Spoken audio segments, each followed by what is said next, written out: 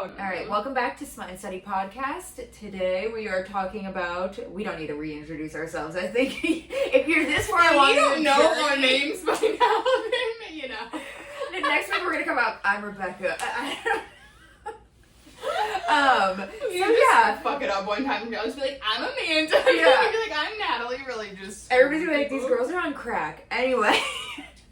So this is the third book in the Crown of Nyaxia series. Yeah. This one's called The Songbird and the Heart of Stone. We have to read it off of the Kindle because these book titles, I don't know what it is about them, but I can never just remember the names. Like this third book, I couldn't, if we didn't read that, I couldn't tell you what.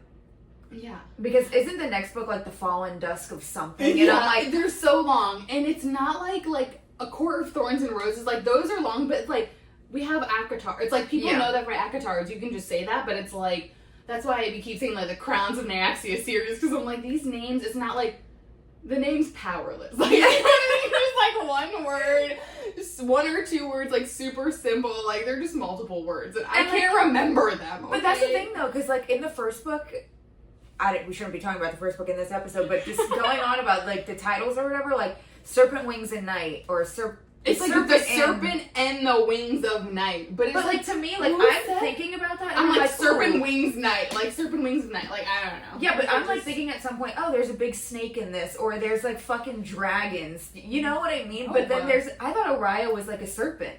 I didn't know she was a vampire. You know what I mean? Like just from there is also a serpent on the cover of this. Like, no shade to Carissa Broadband, but, like, I cannot remember the names of the books for the life of me. The first one is the only one I remember. I also don't know how she comes up with this. Yeah. Like, I don't really get, like, the Songbird and the Heart of Stone. Like, I'm sure I'm forgetting. There's 2 sentences in this entire book that relate to that title that I'm sure I'm forgetting, but I'm sorry, it doesn't ring a bell. Even, like you said, like, the serpent, you're like, okay, is the serpent the fact that, like, Rain was just a little snake like the entire book, like just lying to her? Is that who the serpent is? Maybe maybe that's what it's gonna be in the next book. Yeah, like what the heck? I don't know. Okay. But, so anyway, this is such a tangent, but it needed to be touched on. So this book pretty much is about Mische, which was Rain's best friend. Yes. She was turned by the sun god. That's who she follows. At 19. Yes, so she did not want to be a vampire. No. She was a priestess. Yes, priestess turned... abused. She was abused. Pretty much she just, like, goes with the sun god or whatever. This book pretty much, like, says in the beginning that the sun god has, like, this task for her, pretty much. They kind of, like, imprison her, and the sun god is talking to her saying, hey... You need to go and do this, and you need to kill another god. Yeah, you need to kill this god or whatever. You need to go into this realm, and you need to find this god and kill him. Yeah. She pretty much goes and she meets this guy, Asar. Is it? Asar. A-S-A-R. Asar. Yeah, Asar. Whatever. Yeah. I don't even know if Mische is Mische. It could be whatever. That's how we pronounce it. It's probably not. It's probably like, I think it's like Michi or something. I don't know. It's Mische. Whatever. But pretty much she goes on this journey with Asar and a couple other people into like pretty much like the underworld kind of thing. This book reminded me of like levels of like a video game, because it was like every like layer, like I felt like it was like they were trying to travel to like the center of the universe almost. Pretty much. It was like every layer, it was just like some sort of thing that they had to beat and not get murdered to get to the next like realm or whatever. So it just reminding me like a video game. And like I'm just gonna preface this with like I read this book and I felt I've never done acid before, but like if I did, this is what it was. Yes. Like every realm, it was just like the description of like what was going on, or like the creatures or whatever the hell. And I'm pretty sure there was a character in the book that I thought was an actual human, but it was a dog, or the other way around. And I literally was talking to Natalie about it. She's like, "What are you talking about?" I'm like, "I thought it was a dog." I don't even remember. I don't know. Isn't there one part too where like, and I might actually be so messed up.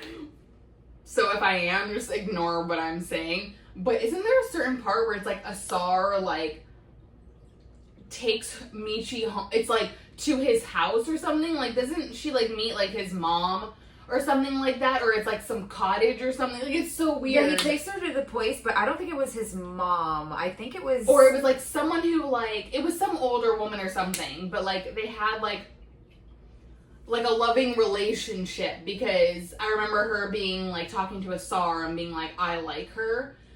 Yes, sort of thing. I remember. And they were what like is dancing. Asar? Where did Asar come from? Who is he? He's part of something. God, we're terrible. We're horrible.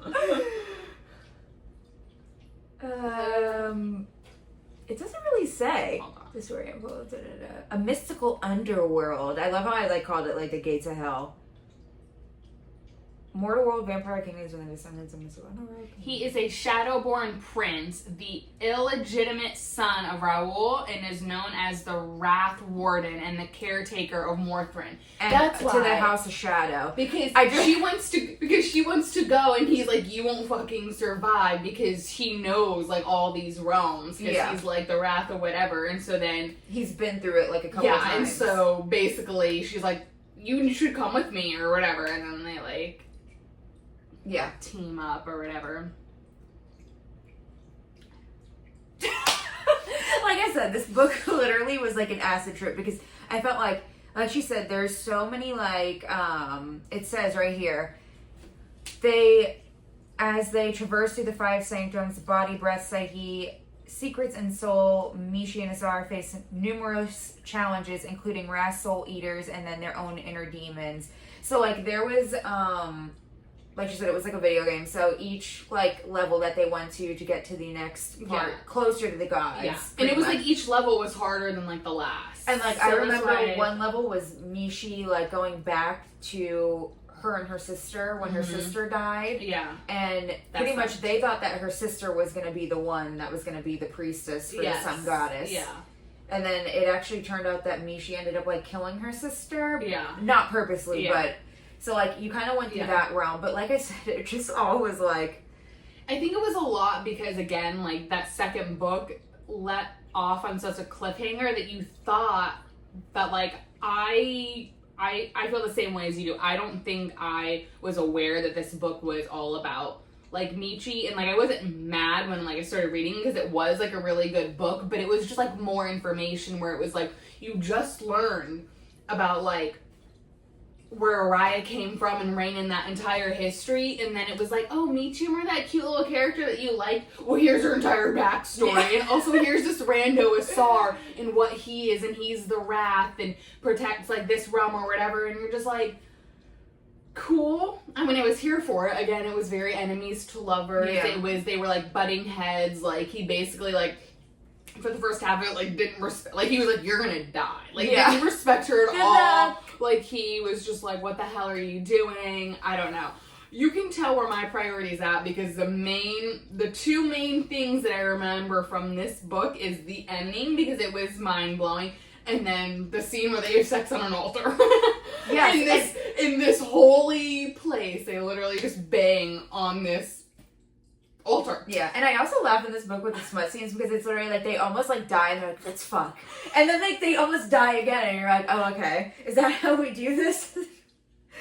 But like we were saying, how the sun goddess pretty much was telling Mische that she had to kill like one of the gods or whatever. Yes. Throughout this whole thing, Asar does not know that that's like her mission. So she thinks she's going to get to the bottom of it and kill the one god. But then Asar, she obviously starts having feelings for him. Yeah. He's telling her all like opposite things about like, oh, if this Asar, god was to die, the world's gonna be over, basically. Yes. Like the sun god is gonna whatever, and the sun god is telling her one thing, and Asar because doesn't the sun god want her to kill Nyaxia's husband? Yeah, the one that she lost. Yeah. So pretty much that's who she's gonna kill. But they're like, oh, if you kill him, like all hell's gonna break loose. Like, so Nyaxia is pretty much already pissed off that Rain and Araya are together, and then if they end up killing her like lover or whatever, like she's gonna go off the chain. Yeah.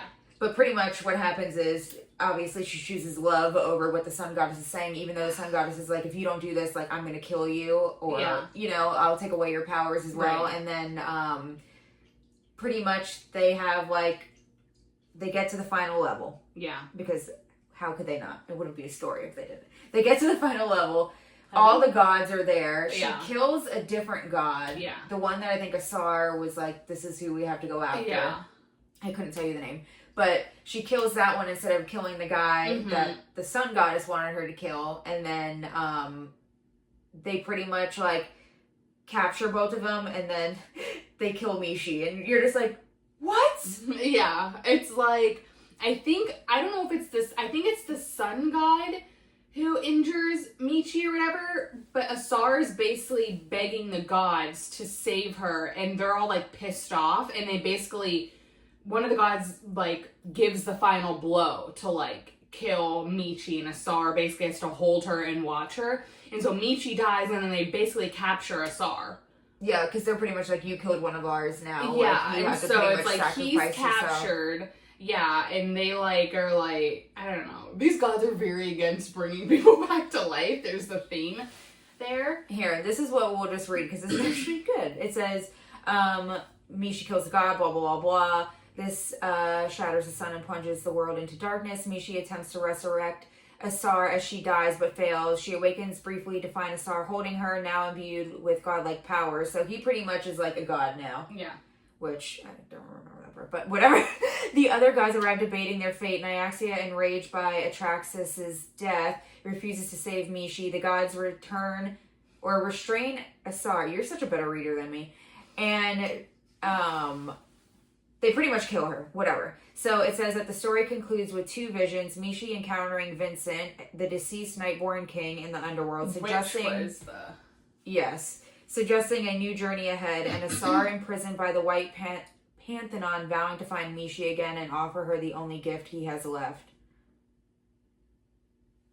Which is... Anyways, okay. So, yes. So, Mische dies. I'm pissed off. I think I shed a few tears while I was reading this because it was, like, super... I didn't suspect her to die. I thought he was. It was super emotional because, again, like, I don't know. I just feel like at any point...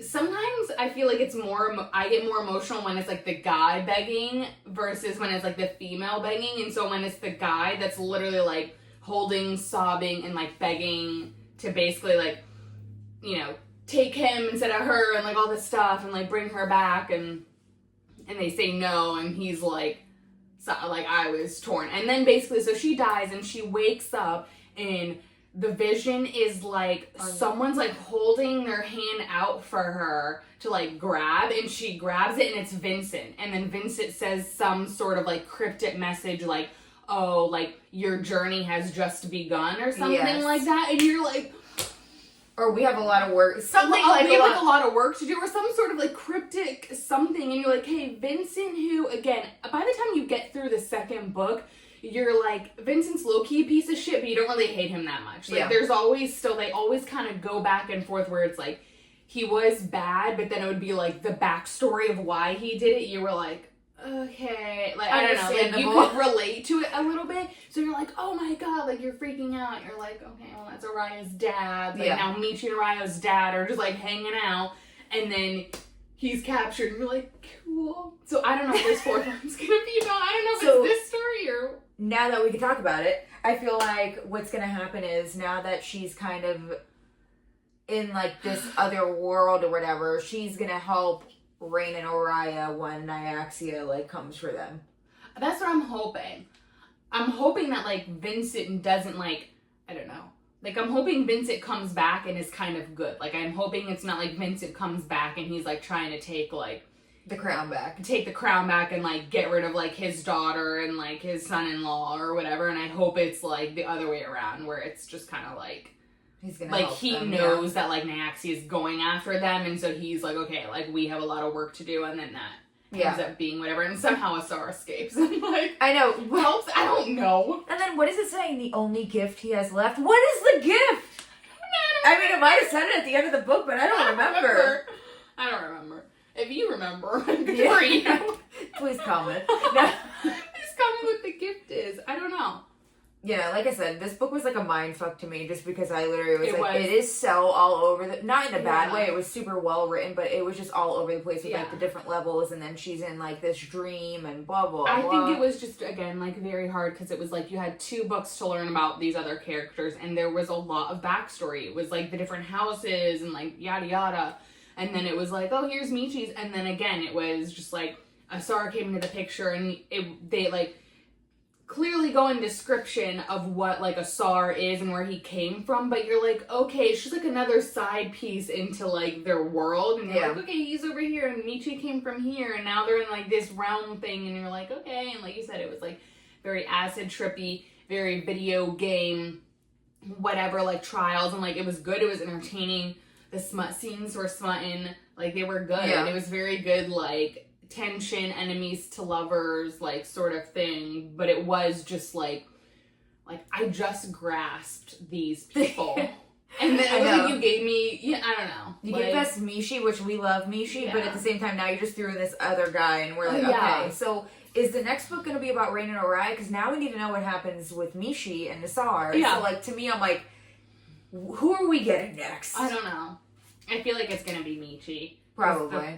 We got 2 books on them. Probably. I don't know. I feel like there's more like story with like the gods and the Asar I feel that like need we're to gonna happen. get them, and then book 5 and 6 might be like collectively like all of okay, yeah, like now like Nyaxi is like coming, you know what I mean? Like the ultimate like everyone's. Like this book was kind of how they did like Throne of Glass, where Tower of Dawn you didn't really want to read it because you're like, oh god. Yeah, but I guess it's like the filler that you needed, though. Yes, it's like the filler that you needed, but I guess for me, like the Tower, it was just like you had so many books like ahead of it, you know what I mean? Like it was like they're like you have 5 books to catch up, but you have 5 books of knowledge to read before you get this sort of backstory on all these other people that you do end up needing, but.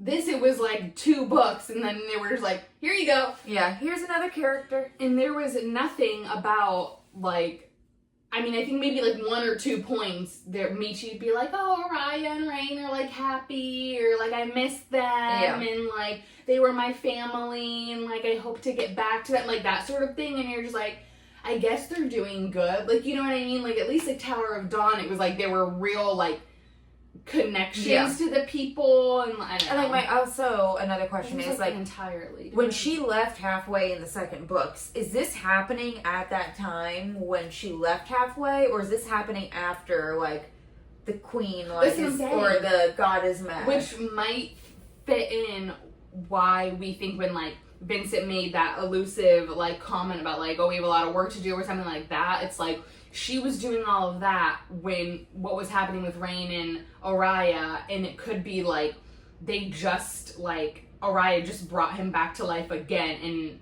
Goddess Naxi is like fucking pissed, you know what I mean? And then like he could be like, hey, like we have a lot of work to do, we have to like go fucking somehow help. I don't know how. He's dead. I know, that's where I'm wondering, how does that come into play then? Because they're technically, they're not gods, so like, how are they like still alive in like this other world? I don't know. Maybe or how are they going to help in the regular world? That's what I meant. But yeah, we'll just have to find out. I don't. When does that book even come out? I don't even remember.